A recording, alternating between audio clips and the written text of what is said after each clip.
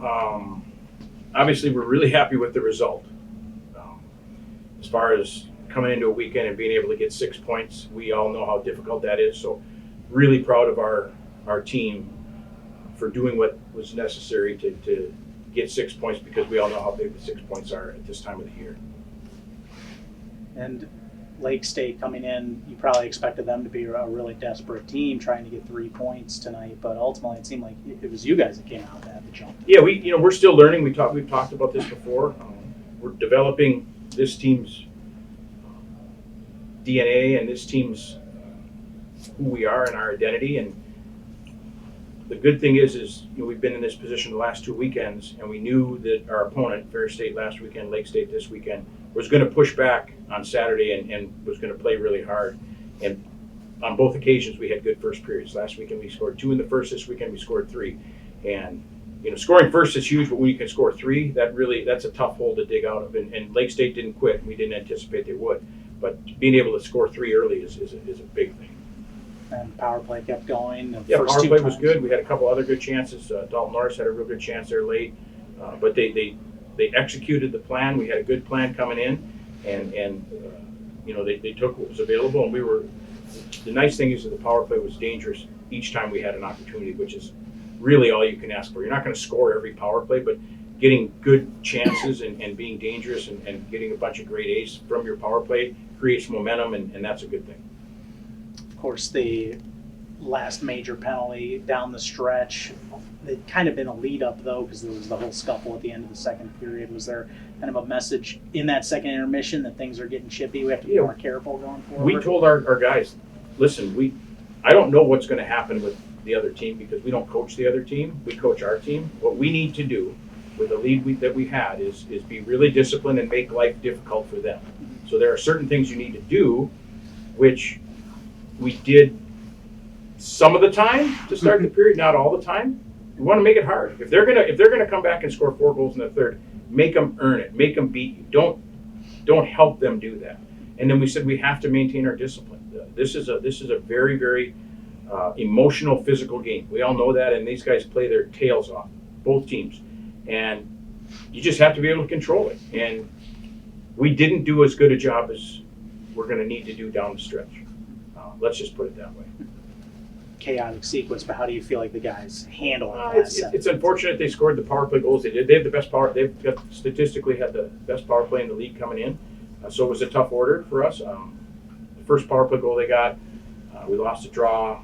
I'll have to watch on tape to see exactly. I think we chased out a little too far and gave up some ice. But and then the next one, you got to kill 5 minutes. We did a good job. They scored the one, but they weren't able to get any closer. So some good reps for those guys who got a chance to go out there and do it. You look at the positive of it, but we certainly don't want to put ourselves in that position. Was there any change in strategy when Hess came in relief? No, I mean, anytime there's a new goalie comes in, he's coming in cold. You just want to get as many pucks on him as possible. Make life difficult for him. Don't make it easy. If you get chances, shoot. Make them have to make saves. And we did a decent job of that. But again, at the end of the day, he came in and did a nice job, I thought. Yeah, the team gets a diamond cutter, then Scooter gets his 600th regular season win. Just comment on what he means to you guys and what he means to the program. Yeah, he was pretty excited. You guys see the videos online. We tell the campus marketing people all the time, you want to get hits and you want to get follows and you want to create a buzz, just put Scooter in the video. That's kind of the way it works. And so I'm sure that the stuff they post tonight will, there's times he's had 40,000 hits on some things, which all the kids tell me is a big deal. But no, I mean he's one of those guys that college athletics is about people like Scott Jess. He's and his predecessor Don Woods was the same way. The players in the baseball program and the hockey program absolutely loved Don Woods, and he wasn't Scoot. He was kind of a prickly old guy, but they loved him. And Scoot is Scoot, and baseball players love him, hockey players love him, fans love him, and so it's fun to see him be a part of what we do. And you guys know on a daily basis, our guys, they absolutely love Scoot. They get him going, and it's just fun because again that's what's a neat thing about our program and about college sports is you get characters like Scott Jess. having around the league this weekend, Coach, you probably haven't had a chance to look, but I think you're up into tied for fourth or so, a couple games in hand still, and the next two series, I think you're playing teams ahead of you. How do you get ready for that? Yeah, I haven't looked to see what happened tonight. Our goal coming into the weekend was to get 6 points. That was the goal. Our goal next week will be to prepare ourselves to play Friday and Saturday. We won't start talking about Friday and Saturday until we get to Friday.